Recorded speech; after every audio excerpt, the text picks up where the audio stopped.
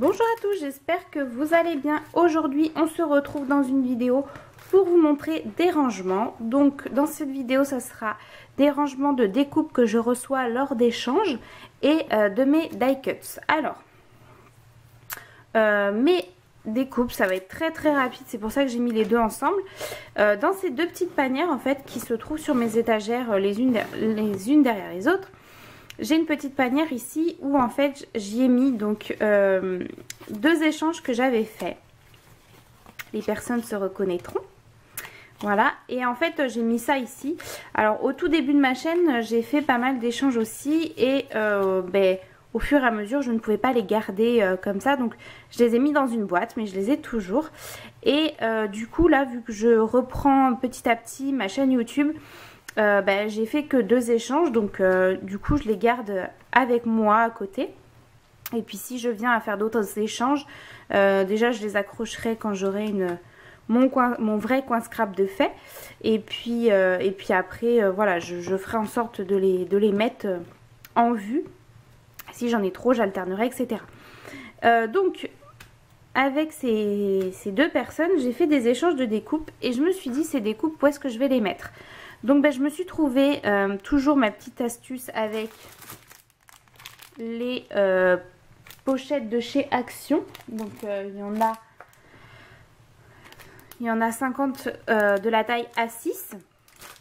Et si vous avez vu encore une fois mes vidéos rangement, vous savez que j'utilise que ça pour ranger. Je trouve ça hyper pratique, ça prend pas de place. Et donc voilà, donc pareil, j'ai fait un certain format, j'ai mis du papier noir et ensuite j'ai glissé les découpes dedans. Je risque de l'améliorer quand même un petit peu parce que en l'utilisant je m'aperçois que mais pour l'instant c'est comme ça et donc j'ai mis toutes les découpes que j'ai reçues.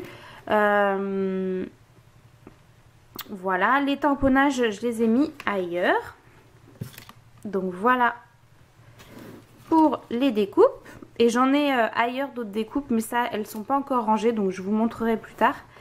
Et pour les die cuts, j'ai deux rangements pour les die cuts, donc toujours avec les pochettes de chez Action. Et ensuite j'ai deux rangements. J'ai commencé par celui-ci parce que c'est le premier que j'ai fait. Donc dans un classeur petit format avec des pochettes petit format aussi.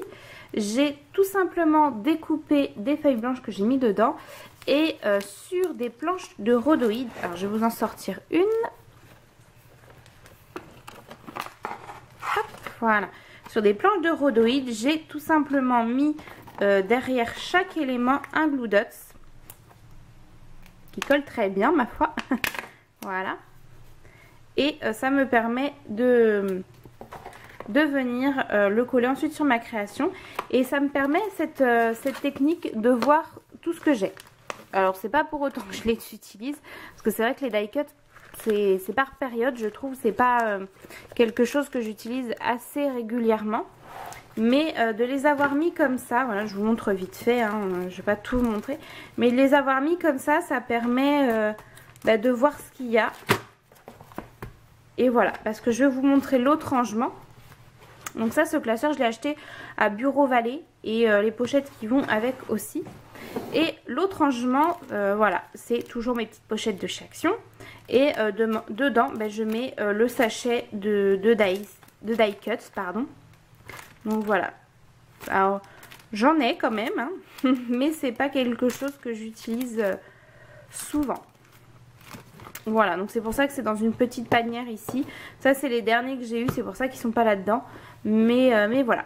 Donc voilà pour ces deux petites astuces rangement. J'espère que cette vidéo vous aura plu et je vous dis à bientôt.